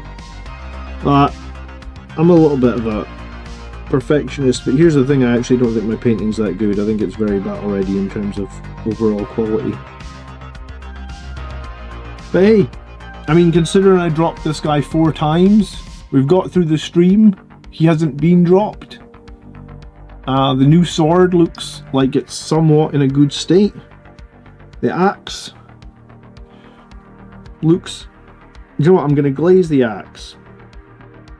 But I think I'll do that next time. I think next time I'll just paint some lightning onto the sword.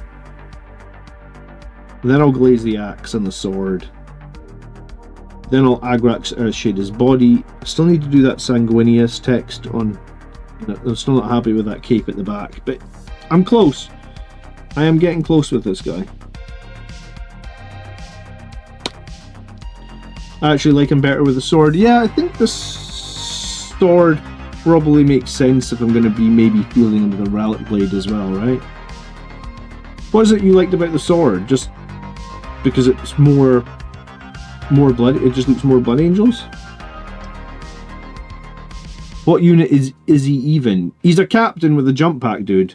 And he's got a holster, which means he can have any pistol I want him to have. Up until now, we've been playing him as a captain with a plasma pistol and a power fist. But I'm possibly going to play him as a captain with a plasma pistol and a relic blade.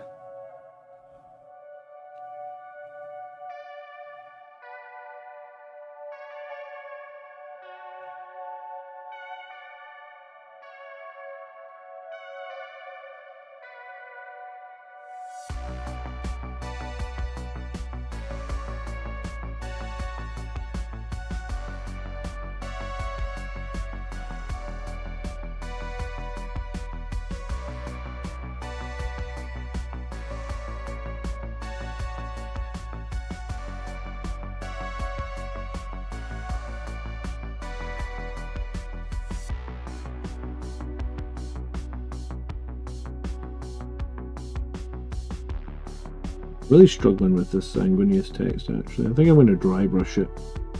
I think I'm just going to remove that paint I just put there and then just come back and dry brush it. Or we'll see what that dries like. I might give it like a dry brush of grey or a dry brush.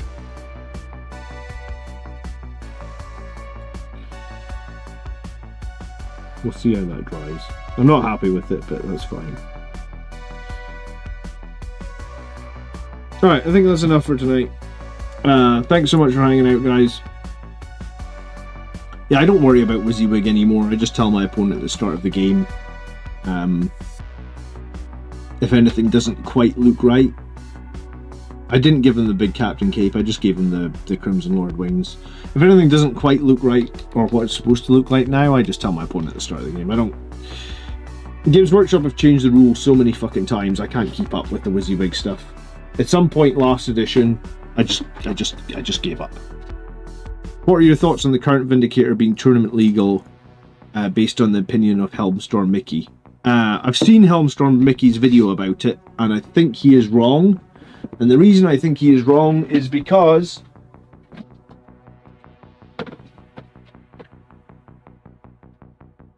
here is a completely valid Vindicator tank, right? Like, this is a completely valid one. This is an official GW Vindicator tank.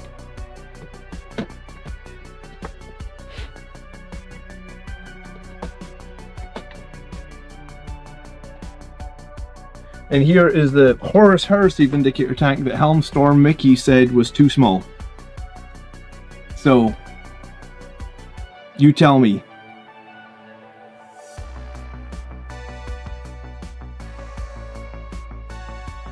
He's talking about the Vindicator tank with the Siege Shield. I think what he's forgetting is this one up top is the totally legal Vindicator tank when it was metal, and you can buy these on eBay.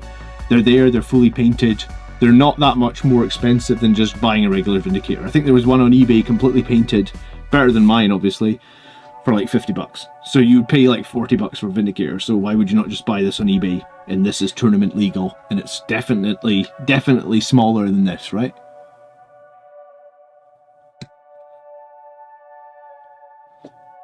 Where's right underneath the camera? You know, this is the one that he's saying too small. It completely obscures that other tank. So, and this one is the right size. There's no way to obscure the other one, right? Like, there's no way I can put this that will...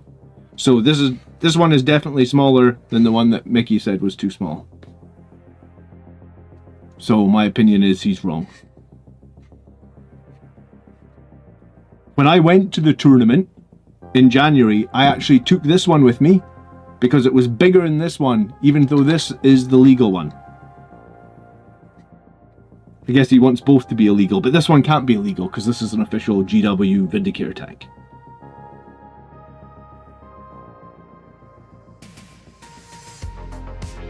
Mario says, if anyone wouldn't play against old Vindicators, I'd just shake their hands and walk away. I'm not wasting hours of my life on that kind of attitude. I think it's different if someone's really trying to game the system, but there's nothing to be gamed here, right?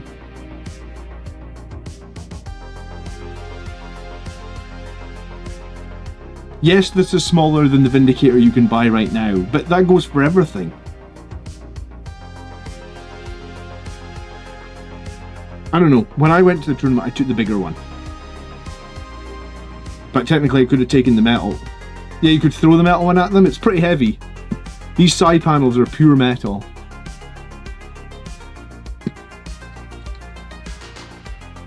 It's legal? Yeah, it's legal. That's what I'm saying. It's legal. The metal one is 100% legal. And it's tiny. It's teeny tiny.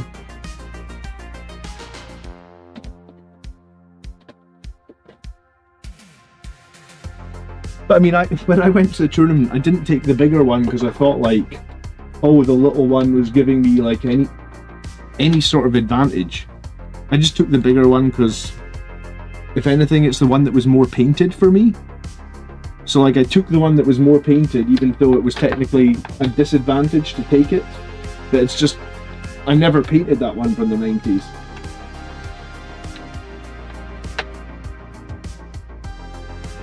I'm glad I didn't, because honestly, if you'd seen my painting in the 90s, you know, it's taken me 30 something years to get to where I am at painting. I'm not even that good, so trust me, in the 90s my painting was horrific. You've seen my Predator. I don't actually know if I've really showed my Predator tank up close, but the Predator that I'm fielding at the moment has the worst paint job in the world. I'd challenge you to find a worse painted Predator tank.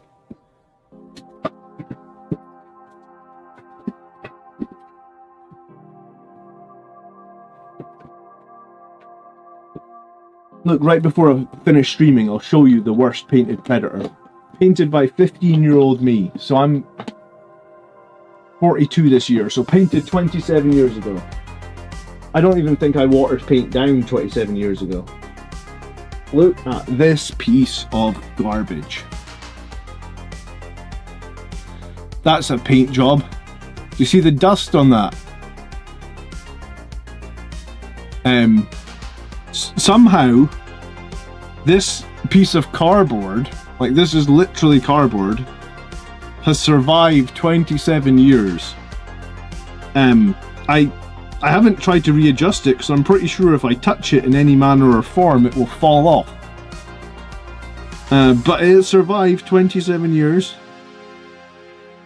This bit on top obviously did not survive, and this random ass piece of silver paint up there, I don't know what that is.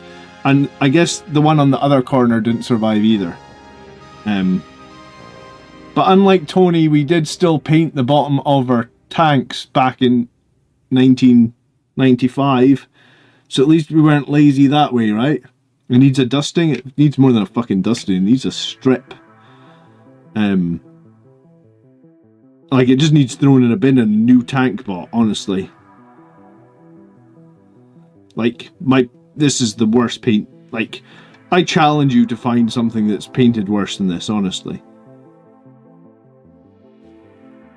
But, I mean, hey, this won a GT in 2024.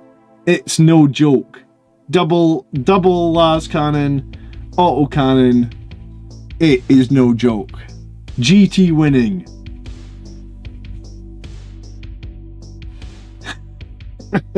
You guys are way too kind. The greatest of all time, says Phil. Yeah, exactly. Exactly. Thanks. I appreciate it. Let's just say I'm not the proudest man of that paint job. But to be fair, like, when I was like 13 or 14-year-old painting that, there's no fucking painting. YouTube didn't even exist, right? There's no painting guides or nothing. Like I said, I don't even know if I watered the paint down. I think I just painted. But yeah.